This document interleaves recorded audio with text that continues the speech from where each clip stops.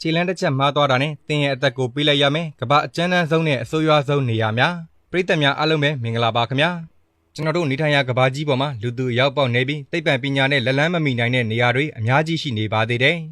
အချို့သောနေရာတွေဟာဆိုရင်ခြေလမ်းတစ်ချက်မှားလိုက်တာနဲ့ကိုယ့်ရဲ့အသက်ကိုပေးလိုက်ရတဲ့အခြေအနေမျိုးထိကြောက်စရာကောင်းအန္တရာယ်လည်းအရန်ကိုများပြားလွန်းတဲ့နေရာတွေအဖြစ်ရှိနေသေးဖြစ်ပါတယ်ဒီကနေ့ဗီဒီယိုထဲမှာတော့ရောက်ရှိလာတဲ့လူတွေရဲ့အသက်ကိုရန်ရှာဖို့အတွက်အစဉ်အသင်းဆောင်ကြိုနေကြတဲ့ကမ္ဘာကြောက်စရာအကောင်းဆုံးနေရာအချို့ရဲ့အကြောင်းကိုပရိသတ်များအတွက်တင်ဆက်ပေးလိုက်ရပါတယ်။ပထမဆုံးပြောပြချင်တဲ့နေရာတစ်ခုကတော့အင်ဒိုနီးရှားနိုင်ငံကစင်နာဘွန်မီတောင်စင်နာဘွန်ဗိုလ်ကေနိုပဲဖြစ်ပါတယ်။စင်နာဘွန်မီတောင်ကကျွန်တော်တို့မြန်မာနိုင်ငံကပုပ်ပါတောင်လို့မီတောင်တေတစ်ခုအဖြစ်နဲ့တည်ရှိခဲ့တာနှစ်ပေါင်း400ကျော်လောက်အထိကြာမြင့်ခဲ့ပေမဲ့2010ခုနှစ်အရောက်မှာတော့ကြောက်စရာအရှိန်အဟုန်နဲ့ပြန်လည်ပေါက်ကွဲခဲ့ပါတယ်။မီးတောင်ပောက်ကွဲမှုရဲ့အရှိန်ကပြင်းထန်လွန်းတာကြောင့်ချော်ရည်ပူတွေနဲ့အတူကြောက်တုံးကြီးတွေအများပြားတောင်အောက်ကိုလိမ့်ကျလာခဲ့ပြီးတောင်အောက်ကရွာတွေလည်းအသက်လုထွက်ပြေးခဲ့ရတဲ့ကိန်းဆက်ခဲ့ရပါတယ်။ဒီမီးတောင်ပောက်ကွဲမှုမှာလူ15ယောက်သေဆုံးခဲ့ရတယ်လို့လူထောင်ပေါင်းများစွာဥပြစ်အိမ်ပြစ်ထွက်ပြေးခဲ့ရပါတယ်။တစ်ချိန်လုံးကတော့ဒီမီးတောင်ရဲ့အထက်ကိုတောင်တက်ခွင့်ပြုထားခဲ့ပေမဲ့2010ခုနှစ်ကစလို့မီးတောင်ကအရှင်ပြန်ဖြစ်လာခဲ့တာကြောင့်2019ခုနှစ်ကနေစလို့အင်ဒိုနီးရှားအစိုးရကတောင်တက်ခွင့်ကိုပိတ်ပင်လိုက်ပါတယ်။မပိတ်ပင်မှုဆိုရင်အချိန်မရွေးပောက်ကွဲနိုင်တဲ့မီးတောင်စီကိုတက်ရောက်ရတာအသက်ကိုဖက်နဲ့ထုတ်ထားရတာထက်တောင်ပုံမဆိုးရွားတဲ့အခြေအနေမျိုးနဲ့ကြုံကြရနိုင်လို့ပဲဖြစ်ပါတယ်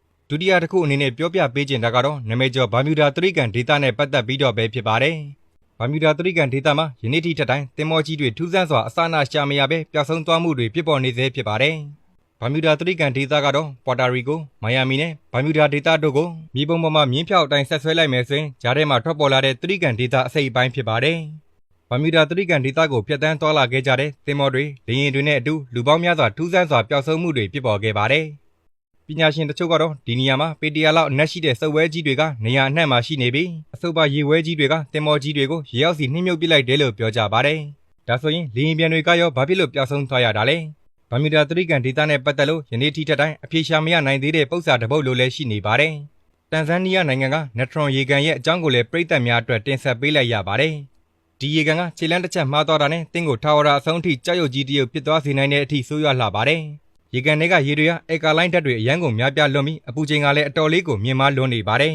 ။ရေကန်ဝင်းကျင်တစ်ဝိုက်မှာဆိုရင်ကြောက်ရွံ့ဖြစ်သွားကြတဲ့ငှက်တွေနဲ့အခြားသောတိရစ္ဆာန်တွေကိုကြောက်မက်ဖွယ်ရာတွေ့မြင်နေရအောင်မှာဖြစ်ပါတယ်။အမေရိကန်နိုင်ငံကယ်လီဖိုးနီးယားပြည်နယ်ကမရဏဂျိုင်ဝမ်ရဲ့အကြောင်းကိုလည်းပြည်သက်များကြားဘူးကြမယ်ထင်ပါတယ်။မရဏဂျိုင်ဝမ်ဆိုတဲ့အတိုင်းပင်လယ်ရေမျက်နှာပြင်အောင်282ပေလောက်မှာတည်ရှိနေတဲ့နေရာဖြစ်ပါတယ်။မရဏဂျိုင်ဝမ်ကရာသီဥတုဆိုးရွားပြင်းထန်လွန်းတာကြောင့်နာမည်ကြီးပါတယ်။နေ့ဘက်တွေမှာဆိုရင်အပူချိန်က138ဒီဂရီဖာရင်ဟိုက်လောက်အထိပူပြင်းနေတတ်ပေမဲ့ညဘက်တွေမှာဆိုရင်တော့အပူချိန်ကအနှုတ်10ဒီဂရီဖာရင်ဟိုက်လောက်အထိကျဆင်းသွားပါတယ်။ရေဆိုတာကဘယ်နေရာမှာမှရှာဖွေမရနိုင်တဲ့နေရာတစ်ခုဖြစ်ပြီးအချိန်14နာရီလောက်အကြာမှလူတစ်ယောက်ကိုသေစေနိုင်တဲ့ကမ္ဘာအကျဉ်းတန်းအဆိုးရွားဆုံးနေရာတစ်ခုလည်းဖြစ်ပါတယ်။ဒီနေ့ဗီဒီယိုလေးကတော့ဒီလောက်ပါပဲ။အဆုံးထိကြည့်ပေးခဲ့ကြလို့အားလုံးကိုကျေးဇူးတင်ပါတယ်ခင်ဗျာ။